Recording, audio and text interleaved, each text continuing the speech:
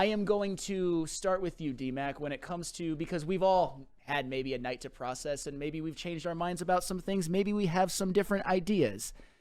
With Cam Sutton possibly not being there, does this change the Detroit Lions draft plans at all? Well, I think that the one thing that's changed perspective is the fact that he hasn't turned himself in, that this is going to drag out and this is more serious. So you better, if I'm Dan Campbell or Brad Holmes, Cam Sutton is taken off and sort of put to the side, and it's sort of like he's not even there. I gotta act like I'm not even gonna have him, right? So now does that change? Does this?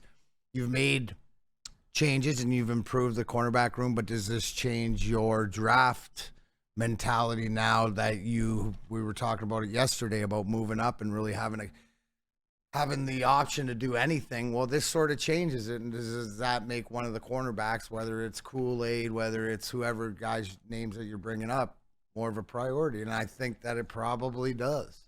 Or it's changed things. And I just picture it's like, nobody wants this to happen to anybody, especially, in your family of this. But Dan Campbell's like, he's just, he punched the wall yesterday.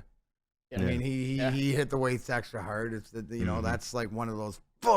Yeah. And you know what? Listen, I've been the Cam Sutton, not to the extent, so to speak, but been the come on, man, like whatever else. So, but what good teams do, right, Sam? And it doesn't matter who this is. Let it a lesson to be learned. This goes along the ways. We always think that when Dan Campbell's talking about losing starters, he's talking about injuries. This is, for lack of a better term, a long-term injury. So what are you going to do now?